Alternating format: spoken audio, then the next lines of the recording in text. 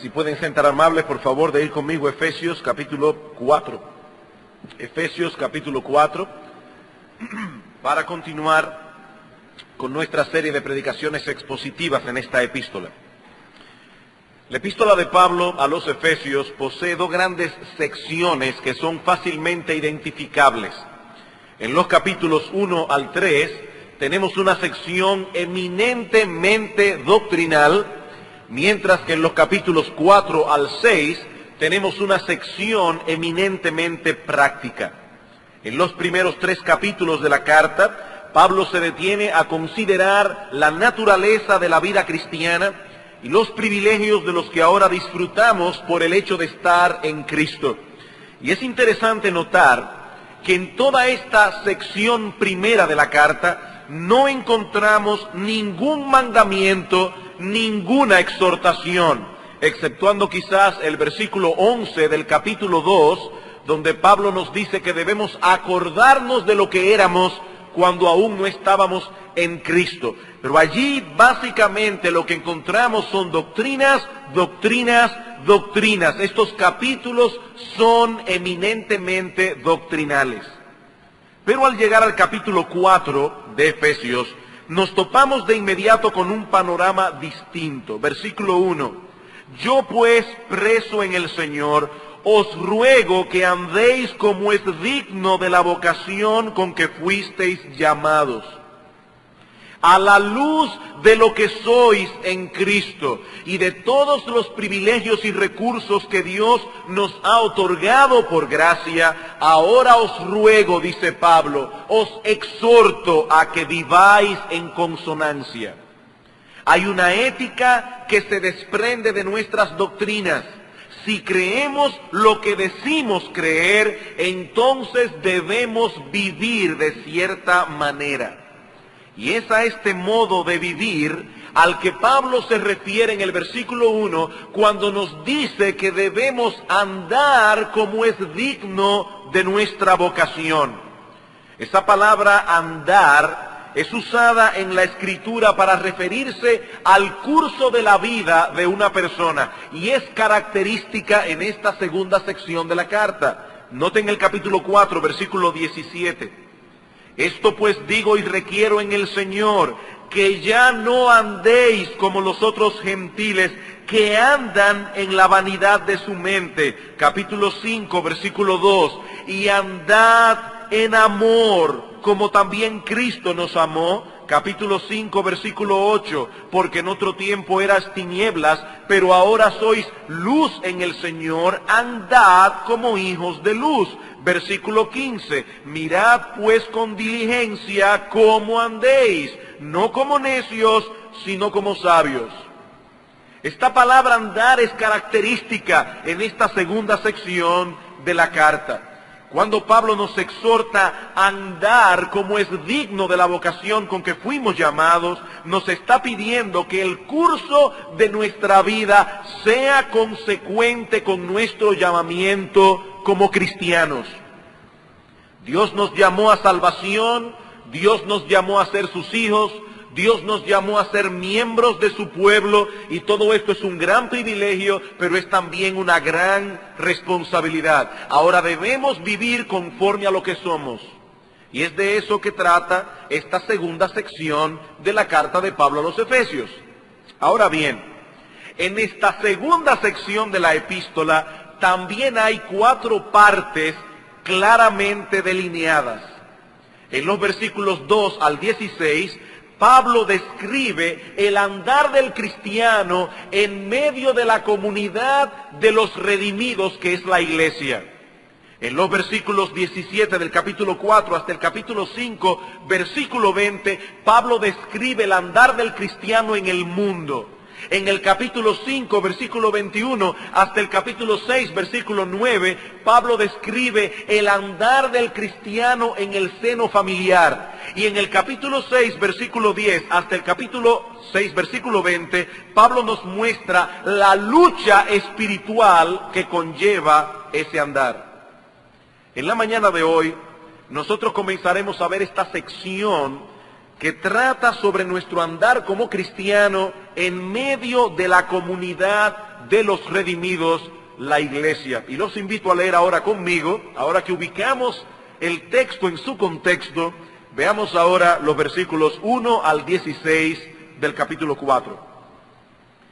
Yo pues, preso en el Señor, os ruego que andéis como es digno de la vocación con que fuisteis llamados, con toda humildad y mansedumbre, soportándoos con paciencia los unos a los otros en amor, solícitos en guardar la unidad del Espíritu en el vínculo de la paz, un cuerpo y un espíritu, como fuisteis también llamados en una misma esperanza de vuestra vocación. Pero un Dios, un Señor, una fe, un bautismo, un Dios y Padre de todos, el cual es sobre todos y por todos y en todos. Pero a cada uno de nosotros fue dada la gracia conforme a la medida del don de Cristo.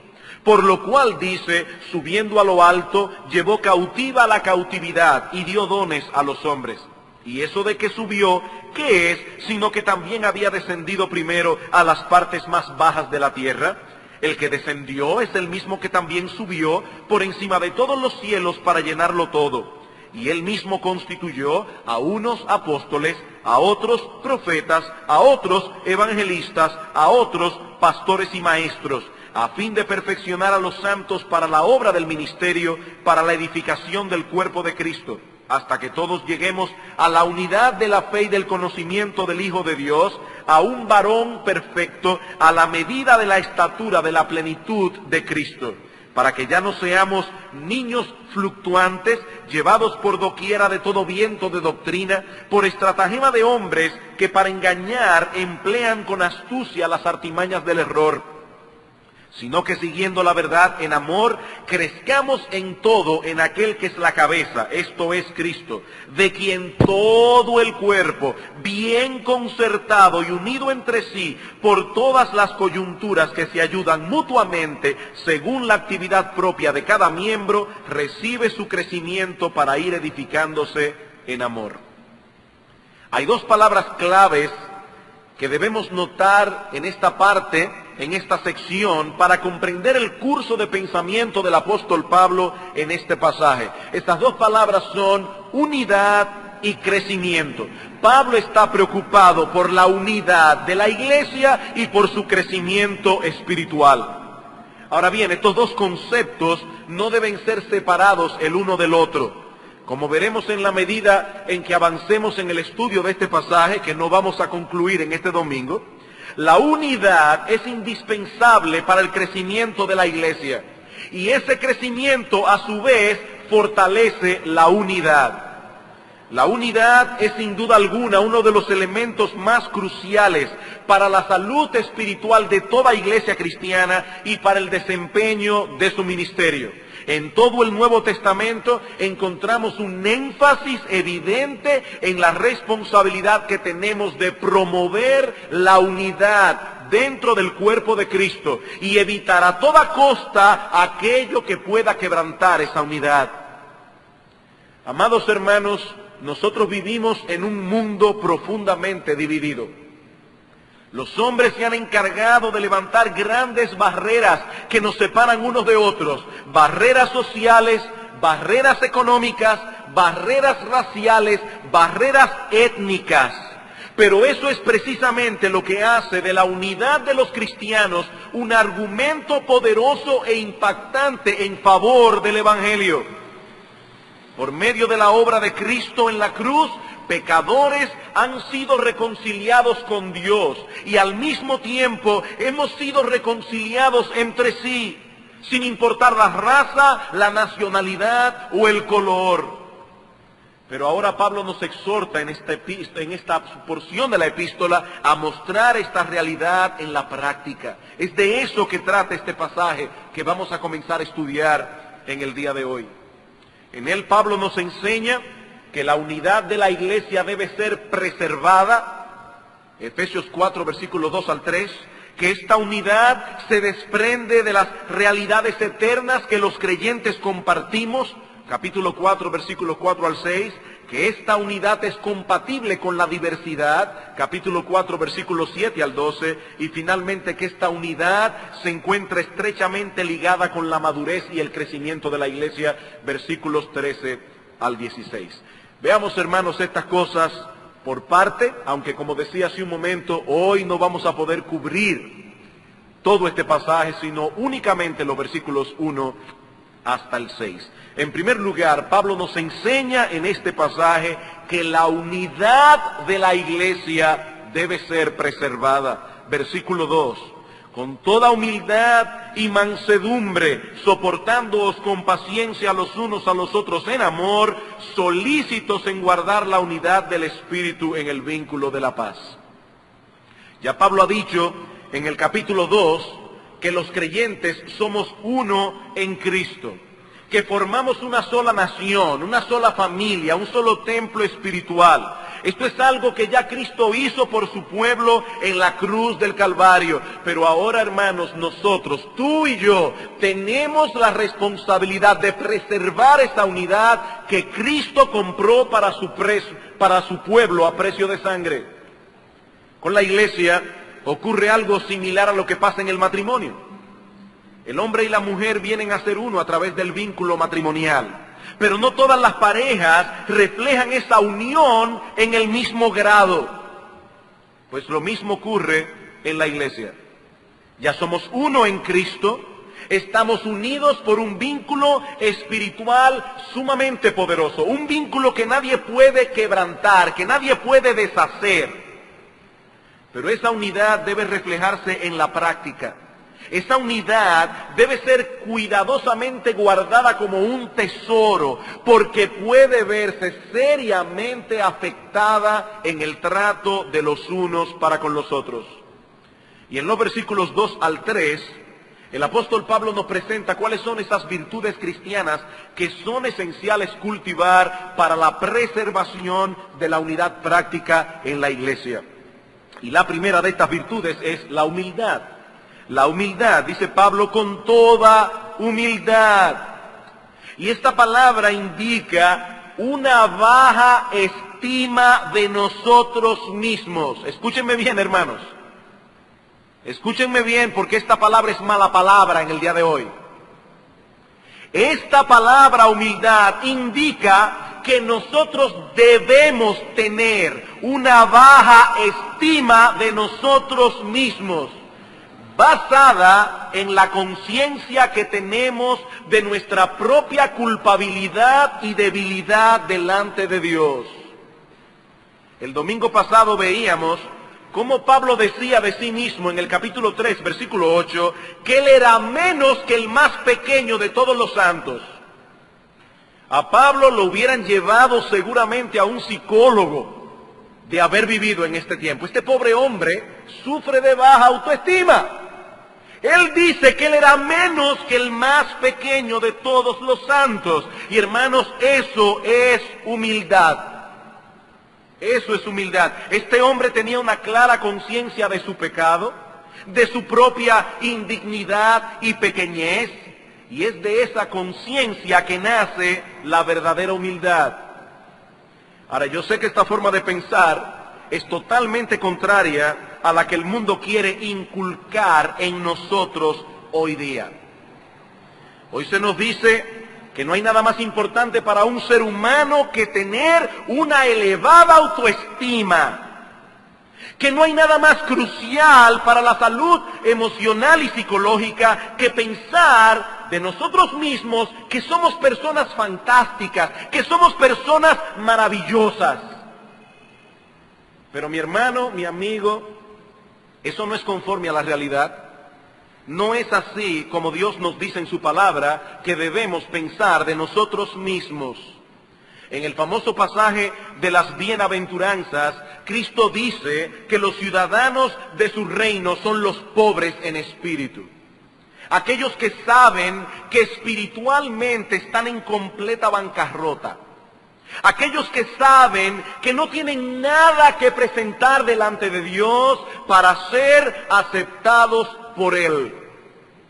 Un pobre en espíritu no es aquel que tiene un espíritu pobre. Eso debe ser aclarado. No es lo mismo ser un pobre en espíritu que tener un espíritu pobre. Ser pobre en espíritu no se trata de ser un hombre apocado. No se trata de ser un hombre aplastado por la timidez, no.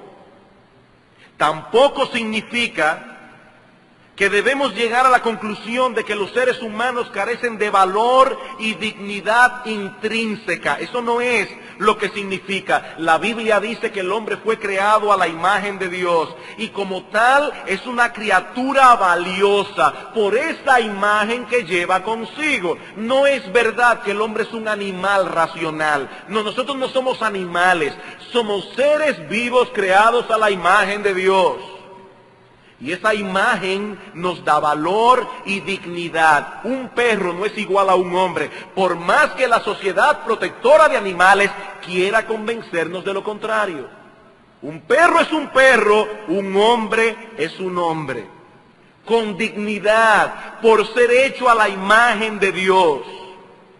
Eso es lo que la Biblia enseña, pero no es todo lo que la Biblia enseña.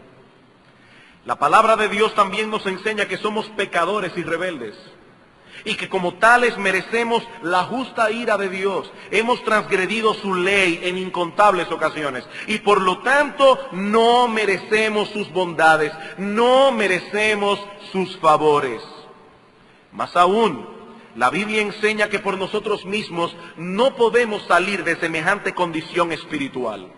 La Biblia enseña que no poseemos la menor capacidad, ni la más mínima, de resolver este problema en nuestras propias fuerzas. No podemos. Ser pobre en espíritu es reconocer esa realidad y actuar en consecuencia. Ser pobre en espíritu es reconocer esa realidad y actuar en consecuencia. Nada merecemos. Nada podemos reclamar delante de Dios, nada tenemos en nosotros mismos de lo cual podamos gloriarnos con justicia.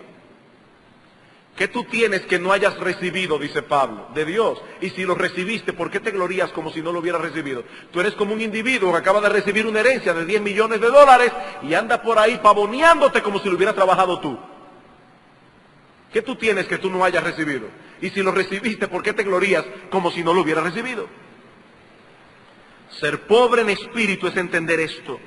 Esta es la esencia de la verdadera humildad. Y esa humildad es imprescindible para mantener la unidad dentro de la iglesia. Esa humildad es imprescindible para mantener la unidad. Amados hermanos, si rastreamos todos los problemas y conflictos que surgen entre las personas, en algún punto del camino nos toparemos con el orgullo. Ya sea en uno, en el otro o en ambos. El orgullo imposibilita la solución de los conflictos personales. Mira lo que esta persona me ha hecho a mí, con una M y una I mayúscula. Mira cómo me ha tratado, cuán injusto ha sido conmigo. Mi amado hermano, muchas veces seremos maltratados injustamente a lo largo de nuestras vidas. Y personas pensarán mal y hablarán mal de nosotros sin razón. Y eso duele. Eso duele. Que duele, ¿verdad que duele? Pero cuando el corazón comience a agitarse dentro de ti, cuando las pasiones comiencen a levantarse en tu interior, mi hermano, recuerda quién eres realmente sin la gracia de Dios. Por más mal que alguien nos trate y por más injusto que sea, todavía se queda muy corto de lo que justamente merecemos por causa de nuestros pecados. Esa persona no nos ha tratado ni la mitad de lo que justamente merecemos, aunque nos haya tratado él con injusticia. Un hombre humilde no va por la vida reclamando que los demás lo traten de cierto modo, porque él posee una correcta evaluación de sí mismo. Él sabe que merece el infierno. Él sabe que ha ofendido a Dios con sus pecados. Él sabe la paciencia que Dios ha tenido y tiene con él todos los días. Por eso cuando alguien lo ofende, este hombre mira esa ofensa primariamente como un pecado que ha sido cometido contra Dios. Contra Dios. Su pensamiento no es, mira lo que me han hecho a mí. Ese no es el pensamiento de un hombre humilde. Sino más bien, qué pena que este hombre, esta mujer, haya pecado contra Dios al tratarme a mí de ese modo. Qué pena que esta persona haya pecado contra Dios al tratarme a mí de ese modo. En vez de levantar la ira del corazón, esa forma de pensar nos mueve más bien a buscar la restauración espiritual de aquel que nos ha maltratado. Amados hermanos, ¿cómo sería la vida de una iglesia en la que todos sus miembros pensaran así? ¿Cómo sería la vida de una iglesia en la que todos sus miembros se encontraran cultivando activa y conscientemente la humildad? Indudablemente, esa iglesia sería la antesala del cielo. Esa iglesia sería la antesala del cielo. ¿Tú quieres preservar la unidad dentro de la iglesia? Mi hermano trabaja afanosamente por cultivar la humildad. Y esa humildad no es otra cosa que una correcta evaluación de quiénes somos nosotros sin la gracia de Dios. En segundo lugar, Pablo menciona la mansedumbre. Dice, con toda humildad y mansedumbre. Y esta virtud se deriva lógicamente del anterior. El hombre humilde es manso. Como bien señala Martin Lloyd-Jones, el que está en el piso no tiene miedo de caerse. Si ya tú sabes quién eres tú, no tienes miedo de caerte porque ya tú sabes que estás en el piso. Esa es la misma secuencia que nosotros encontramos en las bienaventuranzas. Cristo dice, bienaventurados los pobres en espíritu, bienaventurados los que lloran por su pecado y el de los demás, bienaventurados los mansos. Pobre en espíritu, mansedumbre. Ahora bien, ¿qué es la mansedumbre? Muchas personas rechazan de plano esta virtud cristiana porque confunden la mansedumbre con la debilidad de carácter. Se dice muchas veces que tal o cual persona es mansa cuando se trata en realidad de una persona mensa. No es lo mismo. No es lo mismo ser manso que ser menso. Hay personas que piensan que alguien es manso cuando esta persona en verdad es débil de carácter, insegura, tímida. Pero nosotros debemos rechazar tal concepto de plano. De Cristo se dice en Mateo capítulo 11, versículo 28, que Él es manso y humilde de corazón. Y si hay algo completamente ajeno a la personalidad de nuestro Señor es la debilidad de carácter. ¿Qué es entonces la mansedumbre? Alguien la ha definido como poder bajo control. Poder bajo control. El hombre manso es aquel que mantiene su temperamento controlado y antepone los intereses del reino de Cristo, los intereses de los demás por encima de los propios. La mansedumbre, dice Donald Carson, es el deseo controlado de hacer que los intereses de los demás pasen por delante de los nuestros. Eso es mansedumbre. Y noten, hermanos, que la idea del control es fundamental en el concepto bíblico de mansedumbre. A menudo se dice de una persona que se aira con facilidad que es fuerte de carácter. Oye, fulanito es fuerte de carácter. O fulana de tal es fuerte de carácter. No, mi hermano, eso es un error. El problema de esa persona es que es demasiado débil, no que es fuerte. Eso es debilidad. Las circunstancias a su alrededor lo controlan como un monigote. Eso es debilidad. Eso no es fortaleza. En Proverbios capítulo 25, versículo 28 dice, como ciudad derribada y sin muro, es el hombre cuyo espíritu no tiene riendas. Es como una ciudad derribada y sin muro. Este pobre hombre, este pobre infeliz, está a expensas de los ataques que vienen de fuera. Las circunstancias los dominan completamente y por eso explota ante la menor provocación. Hermanos, yo debo insistir, eso no es fortaleza de carácter, eso es debilidad. Eso es debilidad. El hombre manso, por el contrario, posee la capacidad de razonar bíblicamente en medio de las dificultades. Y su razonamiento lo lleva a actuar correctamente. En medio de este conflicto, Lo importante no es que defienda mis derechos, piensa el manso, porque después de todo, ¿quién soy yo? Lo importante es que el reino de Dios se ha expandido y su gloria manifestada. Así piensa el hombre manso. Amparado en la gracia y el poder de Dios, este hombre antepone los intereses de Cristo y de su reino a los suyos propios. Y yo no creo que sea necesario detenerme aquí para probar que esa virtud es necesaria para preservar la unidad dentro de la iglesia. ¿Cuántos problemas surgen entre los hombres por causa del egoísmo? Porque cada cual procura su propio bien a expensas de los demás. Porque vamos por la vida con un cuchillo entre los dientes a ver de quién nos podemos beneficiar. ¿Cuántos problemas? ¿Cuántos problemas? Porque todos quieren hacer prevalecer su opinión, aún en cosas que son neutrales o que no son tan importantes. Ciertamente hay cosas en las que no debemos transigir. Hay doctrinas fundamentales, cardinales de la Biblia que no debemos transigir, son vitales. Pero aun cuando tenemos que defender con firmeza una doctrina vital de las Escrituras, alguno de sus principios, debemos hacerlo con mansedumbre, mostrando en todo el carácter de nuestro Señor Jesucristo. En tercer lugar, Pablo menciona en nuestro texto la longanimidad o paciencia, como lo traduce Reina Valera. Dice, con toda humildad y mansedumbre, soportándoos con paciencia los unos a los otros en amor. Y aquí particularmente yo prefiero la traducción de Hendrickson, el comentarista, porque mantiene el orden original de las palabras. Hendrickson traduce, con toda humildad y mansedumbre, con paciencia, soportando los unos a los otros en amor.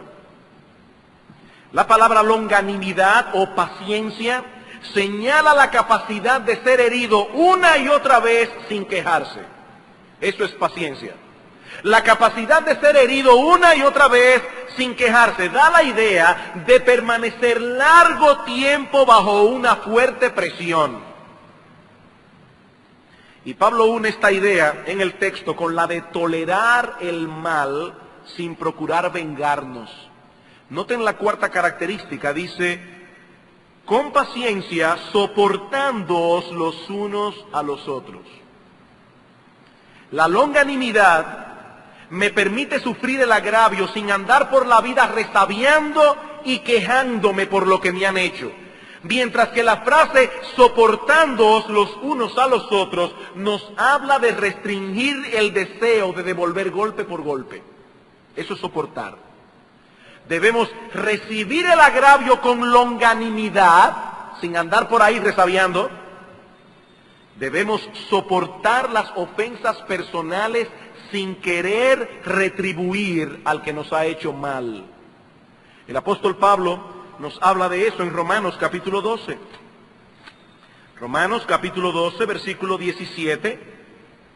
Dice Pablo, no paguéis a nadie mal por mal. Procurad lo bueno delante de todos los hombres. Si es posible, en cuanto dependa de vosotros, estad en paz con todos los hombres. No os venguéis vosotros mismos, amados míos, sino dejad lugar a la ira de Dios. Porque escrito está, mía es la venganza, yo pagaré, dice el Señor. Así que si tu enemigo tuviere hambre, no digas, ¡ajá! Aquí llegó mi oportunidad, tú vas a ver lo que es bueno. No.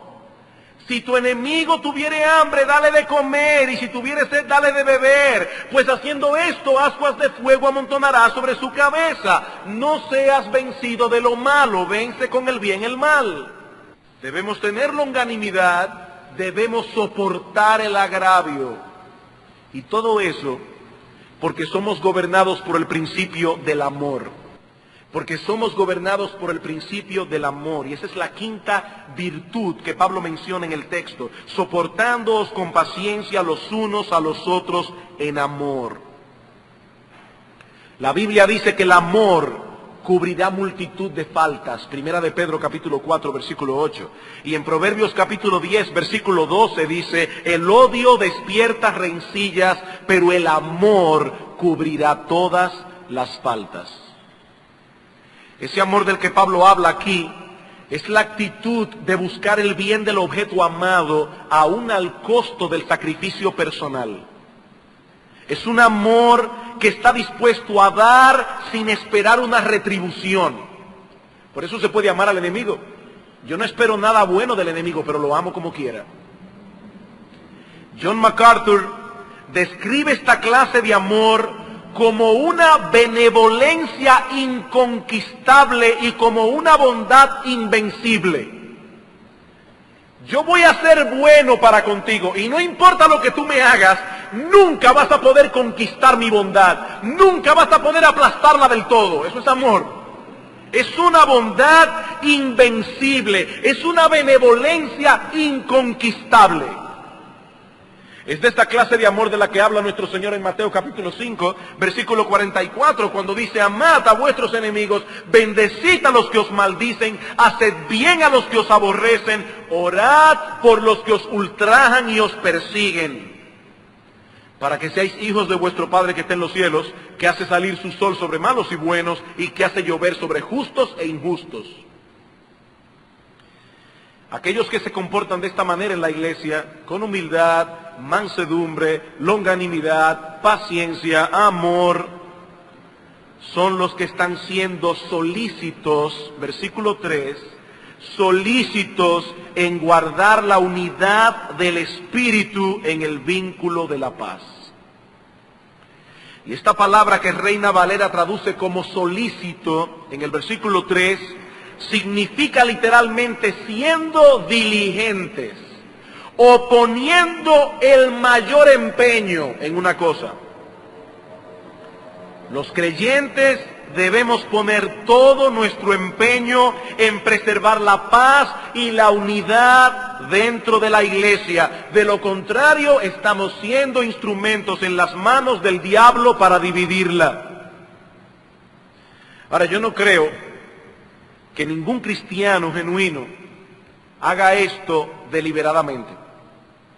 Yo no puedo imaginarme a un verdadero hijo de Dios pensando dentro de sí: voy a ser un instrumento del diablo para dividir esta iglesia.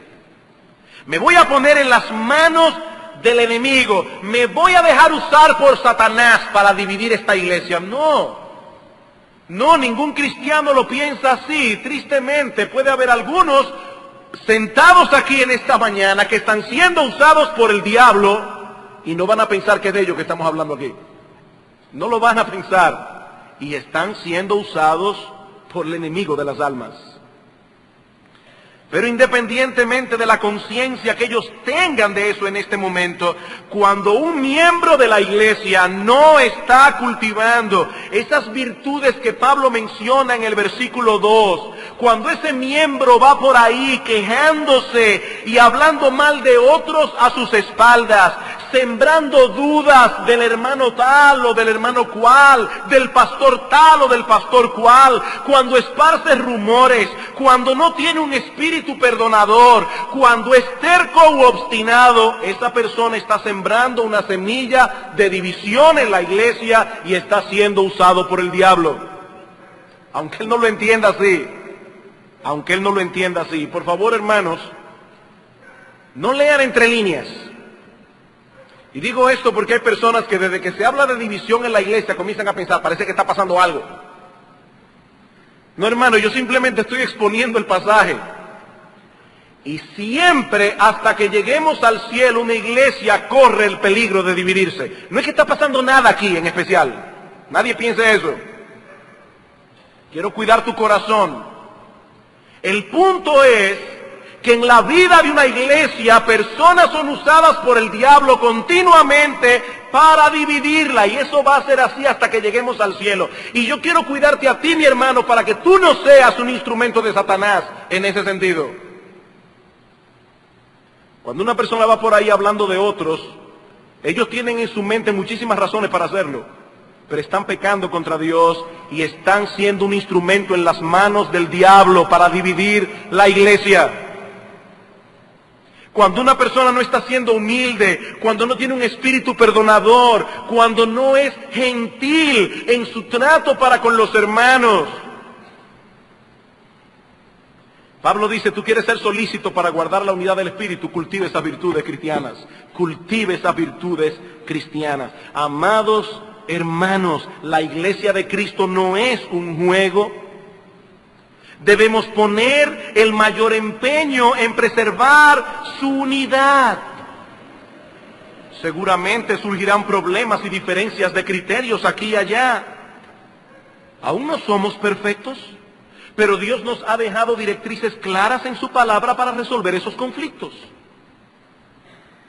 Y nosotros debemos poner el mayor empeño en aplicar tales principios para la gloria de Dios y el bien de su pueblo. El mayor empeño. Ahora, antes de pasar a nuestro próximo punto, es necesario hacer una aclaración. La unidad de la que Pablo habla en este texto no es aquella unión externa que promueve hoy el movimiento ecuménico, donde las doctrinas bíblicas no son tomadas en serio. Hay un corito por ahí que dice, no me importa la iglesia que vayas, si detrás del Calvario tú estás, si tu corazón es como el mío, dame la mano y mi hermano serás. Las doctrinas no importan. Vamos a unirnos en el amor. Hermanos, eso es una idea del infierno. Eso es una idea del infierno. A lo largo de 20 siglos de historia, muchos cristianos han muerto por las doctrinas bíblicas y nosotros debemos estar dispuestos a hacer lo mismo. No es de esa unidad de la que Pablo está hablando aquí. No es la unidad que nace de, no importa lo que creas con tal que seas sincero. No. Pablo está hablando aquí de la unidad que debe existir entre creyentes, verdaderos creyentes. Por eso le llama en el texto la unidad del Espíritu. La unidad del Espíritu, la unidad creada y producida por el Espíritu. No encontramos en la Biblia ninguna exhortación a unirnos con aquellos que niegan o tuercen las doctrinas cardinales de la Biblia. No. Debemos tratar a todos con gentileza y mostrarles nuestro amor cristiano, pero dejar el error y la herejía sin corrección y hacerle creer a un inconverso que es un cristiano simplemente porque pertenece a tal o cual religión es una crueldad que no tiene comparación. Esta persona va dirigiéndose camino al infierno creyendo que es salvo. Y eso es cruel dejarlo así. La unidad que el movimiento ecuménico promueve es externa, mecánica. La unidad de la iglesia es interna y orgánica. Interna y orgánica, como Pablo muestra en los versículos 4 al 6, que veremos mucho más brevemente. Así que Pablo nos enseña en este pasaje que la unidad de la iglesia debe ser preservada, pero nos muestra también en segundo lugar que la unidad de la iglesia se desprende de aquellas realidades eternas que los creyentes compartimos. La unidad de la iglesia se desprende de aquellas realidades eternas que los creyentes compartimos. Hemos estado hablando de la unidad de los creyentes en la iglesia. Ahora es necesario que nos detengamos a considerar en qué consiste esa unidad. Pensemos por un momento en la inmensa variedad de personas que componen las iglesias locales. Sobre todo cuando se trata de una iglesia de cierto tamaño como la nuestra. Y rápidamente veremos que somos un grupo sumamente heterogéneo. Somos un grupo sumamente heterogéneo. Todos venimos de trasfondos distintos. Distinto trasfondo socioeconómico. Distinto trasfondo cultural. Distinto trasfondo familiar. Distinto trasfondo intelectual y educacional. Algunos poseen incluso una nacionalidad distinta a la de la mayoría. ¿Qué es entonces lo que tenemos en común? Pablo menciona en nuestro texto 7 realidades eternas que todos los creyentes compartimos y que son inmensamente superiores a las cosas que nos distinguen unos de otros. Mis hermanos, Todas esas distinciones humanas que separan a los seres humanos entre sí son terrenales y temporales. En el cielo nadie será visto como rico o pobre. En el cielo nadie será negro o blanco. En el cielo nadie será dominicano o norteamericano o chino o haitiano, nadie. Todos formaremos un solo pueblo, una sola familia, un solo templo espiritual, porque todos tenemos estas mismas cosas en común. Versículo 4. Un cuerpo y un espíritu, como fuisteis también llamados en una misma esperanza de vuestra vocación, un Señor, una fe, un bautismo, un Dios y Padre de todos, el cual es sobre todos y por todos y en todos. En primer lugar, dice Pablo, todos participamos del mismo cuerpo. Todos participamos del mismo cuerpo, el cuerpo de Cristo, la iglesia. Cada iglesia local es un microcosmos o una representación en miniatura de la iglesia de Cristo. Y esta iglesia es un solo cuerpo con una sola cabeza, nuestro Señor Jesucristo. Al igual que en el cuerpo humano, cada iglesia local está compuesta de muchos miembros distintos, pero todos esos miembros juntos forman una sola iglesia y todos dependen unos de otros para el buen funcionamiento del organismo completo. Vayamos por un momento a 1 Corintios capítulo 12. 1 Corintios capítulo 12. Este es un pasaje largo, pero vale la pena leerlo. Capítulo 12, versículo 12 hasta el 26.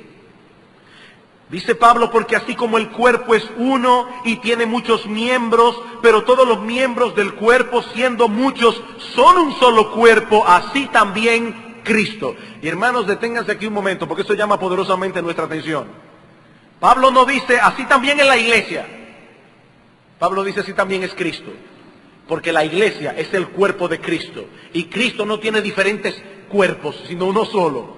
Así también es con Cristo, dice Pablo. Porque por un solo espíritu fuimos todos bautizados en un cuerpo. Algunas personas nos dicen hoy que el bautismo en el espíritu es una experiencia posterior a la conversión. Pablo dice, no, todos fuimos bautizados en un cuerpo. La palabra bautismo significa sumergir dentro de, y el Espíritu Santo en el momento de la conversión nos ha sumergido en el cuerpo de Cristo. Eso es el bautismo del Espíritu Santo. En un solo espíritu fuimos todos bautizados en un cuerpo, sean judíos o griegos, sean esclavos o libres, y a todos se nos dio a beber de un mismo espíritu. Además, el cuerpo no es un solo miembro, sino muchos. Si dijera el pie, porque no soy mano, no soy del cuerpo, ¿por eso no será del cuerpo? Y si dijere la oreja, porque no soy ojo, no soy del cuerpo, ¿por eso no será del cuerpo? Si todo el cuerpo fuese ojo, ¿dónde estaría el oído? Si todo fuese oído, ¿dónde estaría el olfato? Mas ahora Dios ha colocado los miembros, cada uno de ellos en el cuerpo como Él quiso. Porque si todos fueran un solo miembro, ¿dónde estaría el cuerpo? Pero ahora son muchos los miembros, pero el cuerpo es uno solo. Ni el ojo puede decir a la mano, no te necesito, ni tampoco la cabeza a los pies, no tengo necesidad de vosotros. Antes bien, los miembros del cuerpo que parecen más débiles son los más necesarios. Y a aquellos del cuerpo que nos parecen menos dignos, a estos vestimos más dignamente. Y los que en nosotros son menos decorosos, se tratan con más decoro. O al menos era así en la época de Pablo, porque ahora la gente anda exhibiendo su desnudez. Porque los que en nosotros son más decorosos no tienen necesidad, pero Dios ordenó el cuerpo dando más abundantemente honor al que faltaba, para que no haya desavenencia en el cuerpo, sino que los miembros todos se preocupen los unos por los otros. De manera que si un miembro padece, todos los miembros se duelen con él. Y si un miembro recibe honra, todos los miembros con él se gozan. Hermanos, ¿eso es la iglesia? La iglesia es un cuerpo. En segundo lugar, volviendo a Efesios 4, dice el apóstol Pablo allí que todos participamos del mismo espíritu. Un cuerpo y un espíritu. Si eres un verdadero cristiano es porque el Espíritu Santo ha abierto tu entendimiento para que puedas comprender y abrazar de todo corazón la verdad del Evangelio. Pero ese espíritu que obró en ti es el mismo que operó en el hermano que está sentado a tu lado. Y el mismo espíritu que te anima a ti a seguir corriendo la carrera con paciencia es el mismo espíritu que lo anima a él.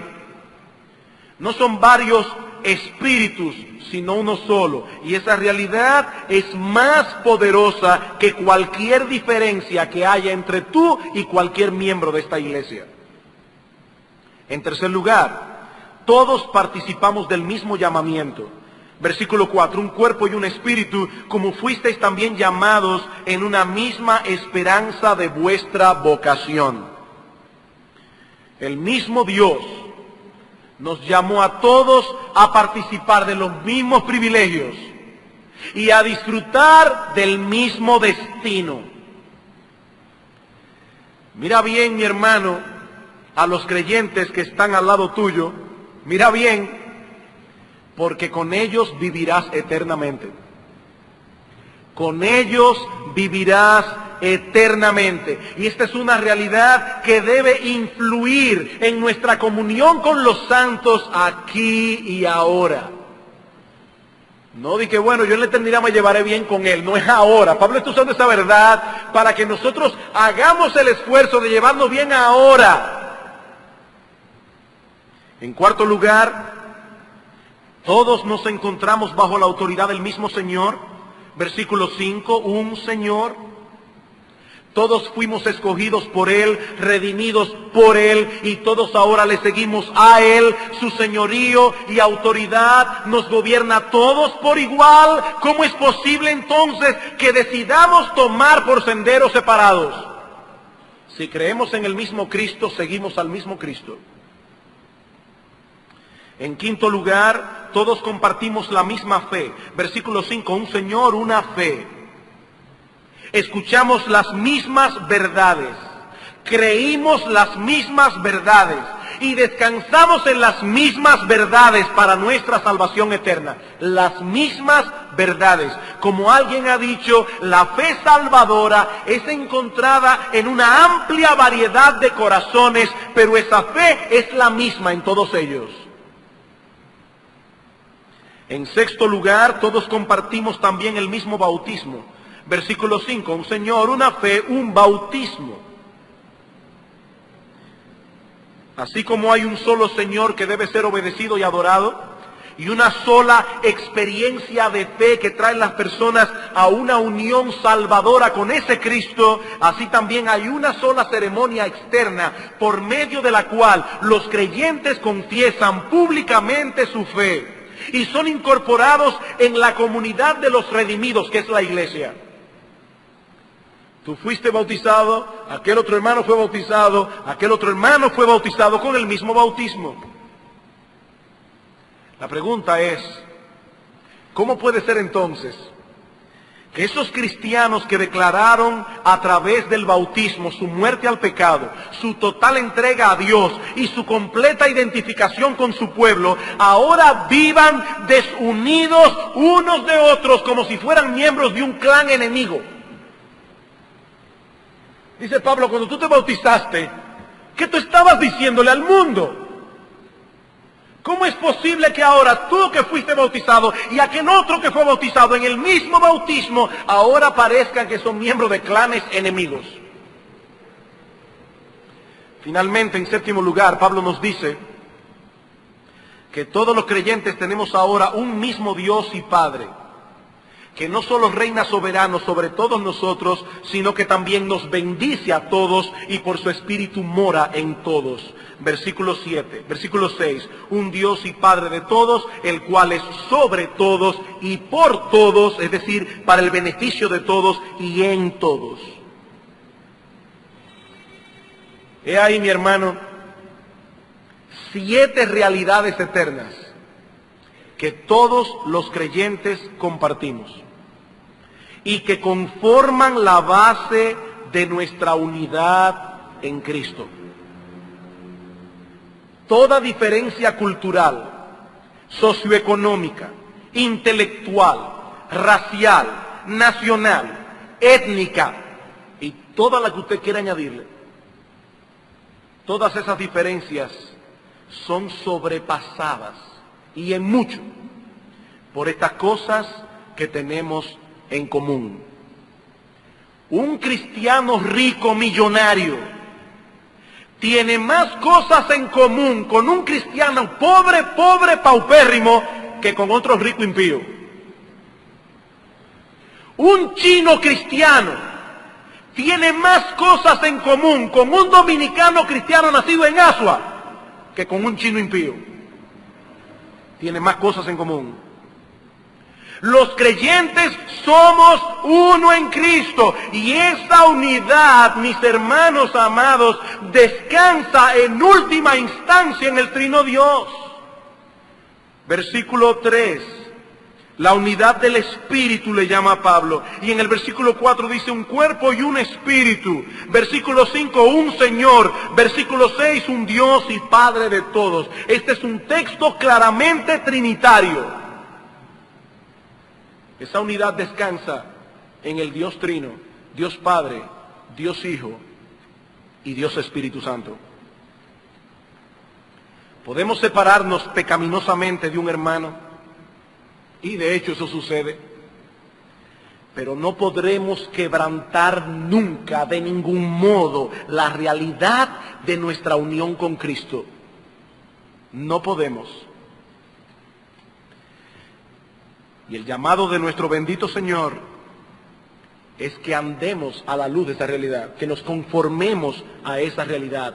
Somos uno y seguiremos siendo uno por los siglos de los siglos. Para concluir, dos aplicaciones prácticas. En primer lugar, este pasaje nos muestra la enorme importancia de la unidad de la iglesia. Pablo pudo haber hablado de muchas cosas en este pasaje para referirse al andar de los cristianos en la comunidad de los redimidos, pero el tema que escogió fue el de la unidad. El Espíritu Santo lo guió a hablar de este asunto y no de ninguna otra cosa, hermanos, porque la unidad es esencial para la salud espiritual de la iglesia y para el desempeño de nuestro ministerio en el mundo. La unidad es esencial. Es por eso que Satanás ataca tan vigorosamente la unidad entre los creyentes. Hermanos, no debemos extrañarnos cuando vemos un ataque sistemático del enemigo de nuestras almas dirigido contra ese flanco, la unidad. Yo no entiendo cómo es que en la iglesia pasa tantas cosas, porque el diablo, el enemigo de nuestras almas, sabe que si divide vencerá, y él está preocupado por dividir la iglesia. Esa es su agenda y seguirá siendo su agenda hasta que la iglesia llegue victoriosa a la Canaán celestial. Y si alguien se despreocupa y no comienza a vivir a la luz de las cosas que Pablo dice aquí, será un instrumento en las manos del diablo para lograr ese fin. La unidad es importante, extremadamente importante. Y en segundo lugar, aprendemos de este texto que la unidad debe ser una prioridad para los creyentes. Debemos orar por esa unidad. Hermanos, no demos por sentado que Dios nos ha dado una hermosa unidad a lo largo de los años. No debemos dar eso por sentado. No debemos dar por sentado que los pastores, y gloria a Dios por eso, tenemos la buena relación que tenemos. No debemos dar eso por sentado. No debemos dar por sentado la hermosa unidad que Dios ha dado en esta iglesia a los pastores juntamente con los diáconos. No debemos dar por sentado esas cosas. Debemos orar que el Señor mantenga, fortalezca esa unidad hasta la venida de Cristo. Debemos orar por esa unidad. Debemos cuidarnos de aquellas actitudes que puedan quebrantar esa unidad. Debemos cultivar las virtudes que fortalecen esa unidad. Debemos hacer uso de los principios bíblicos para solucionar los conflictos que surjan aquí y allá, que van a surgir. Debemos ampararnos en el poder de Dios cada día. Cuando uno escucha lo que significa humildad, mansedumbre, longanimidad, paciencia, etcétera, uno dice, eso es muy fácil decirlo. Mi hermano, no te olvides de lo que veíamos el domingo pasado en la oración del apóstol Pablo. Él oraba porque esta iglesia fuese fortalecida con poder en el hombre interior. Y nosotros debemos orar por lo mismo continuamente. Fortaléceme, Señor, en el hombre interior, para que en medio de las provocaciones, en medio de los desaires, en medio de los conflictos, en medio de los malos entendidos, en medio de los chismes, yo pueda reaccionar como un cristiano.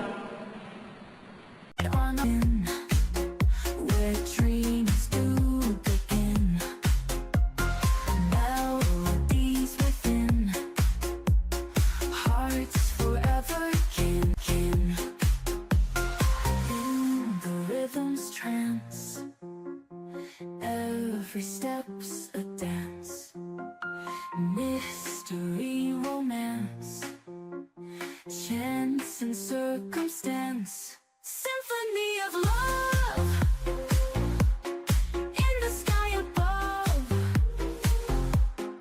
We become the dove, fly and join my love.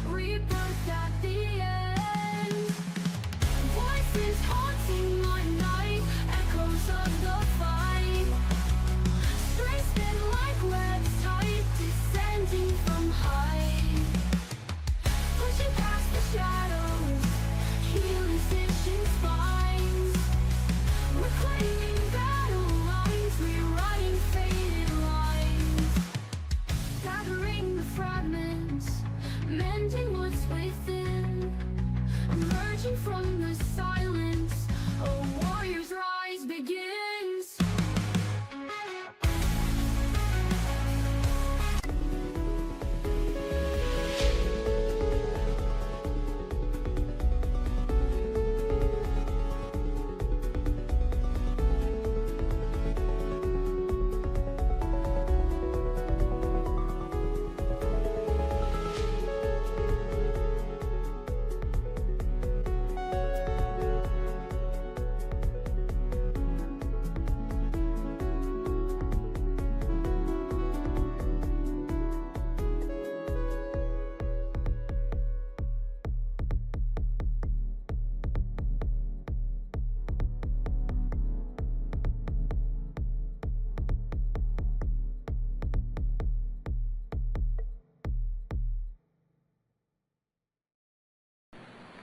Mis amados hermanos, la división no es un virus que viene de afuera.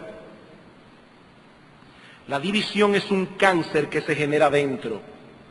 Eso no es un virus que viene de fuera. Nadie nos va a dividir desde afuera. Eso es un cáncer que se genera dentro. Y tú y yo, mi hermano, tenemos una gran responsabilidad delante de Dios para que esas células cancerosas no hagan metástasis en nuestro seno. Tú y yo tenemos esa responsabilidad.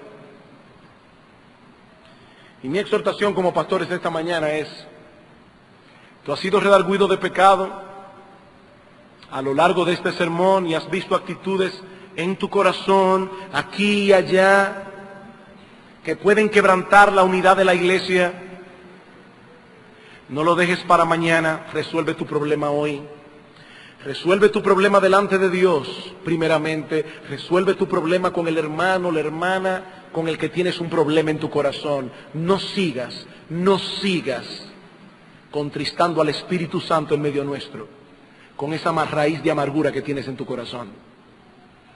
Que Dios tenga misericordia de nosotros y nos preserve unidos hasta el fin, para la gloria de nuestro bendito Salvador, nuestro glorioso Señor, que merece toda la honra y toda la majestad, nuestro Señor Jesucristo.